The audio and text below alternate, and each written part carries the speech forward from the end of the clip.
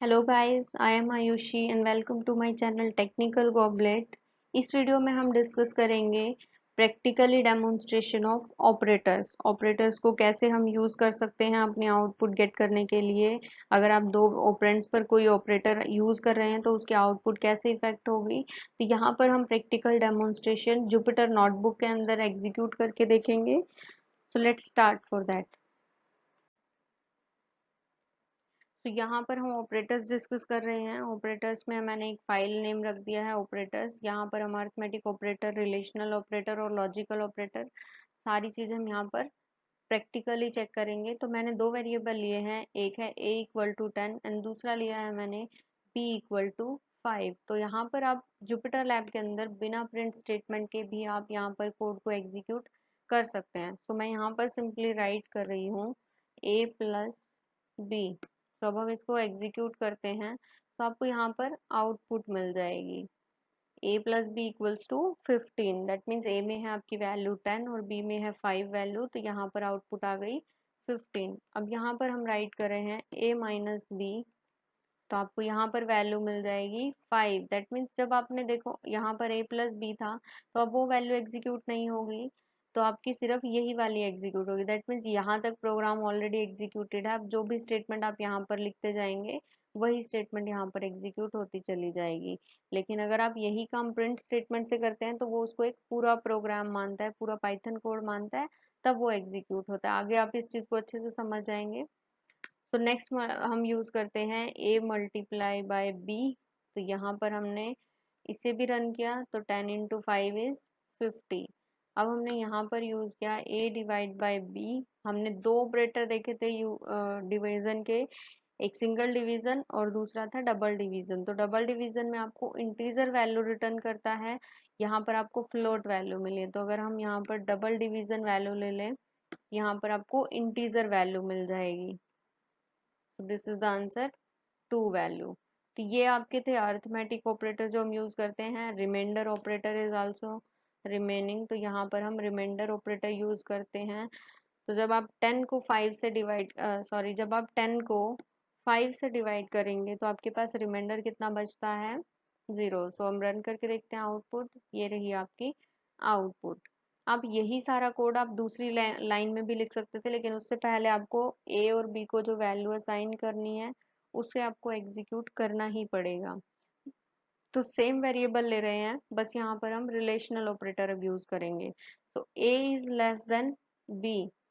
तो जब आप इसको एग्जीक्यूट करोगे तो a की वैल्यू है 10 और b की वैल्यू है 5। तो 10 इज नॉट लेस देन 5, तो आपकी वैल्यू यहाँ पर क्या आ गई, फॉल्स आ गई।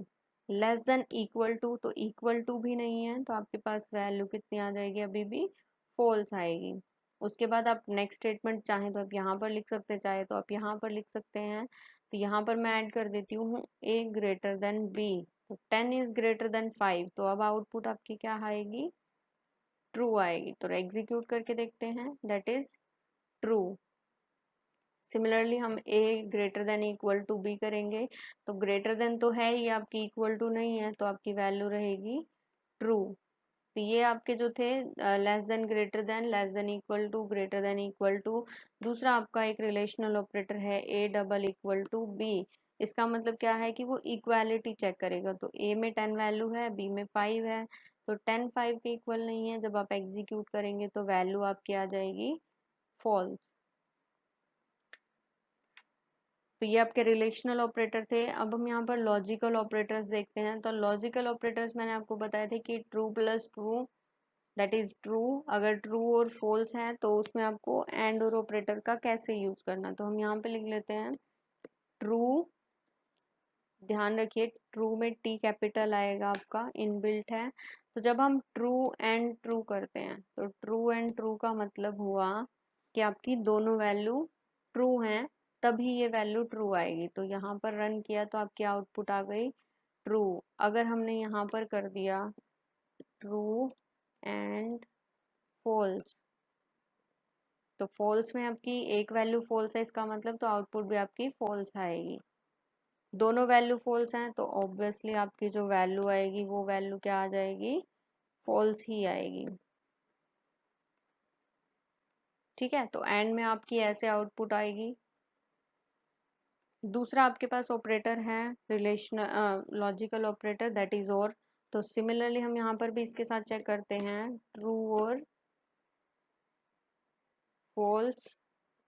तो ट्रू और फॉल्स में से अगर एक भी वैल्यू आपकी ट्रू होती है तो उसका मतलब आपकी आउटपुट क्या आएगी, ट्रू आएगी। तो एंड में और इसमें डिफरेंस देख रहे हैं, यहाँ पर जब आप लिख रहे थे तो वहाँ पर आपकी फॉल्स वैल्यू आ रही थी, लेकिन जब आप और ऑपरेटर लगाते तो यहाँ पर ट्रू वैल्यू आती है। अब हम लिख दें अगर ट्रू और ट्रू, अब दोनों वैल्यू ट्रू हैं तो ऑब्वियसली ट्रू आएगा, लेकिन अगर आपकी दोनों वैल्यू फॉल्स हैं तो भी ऑब्वियसली वो फॉल्स ही आएगा।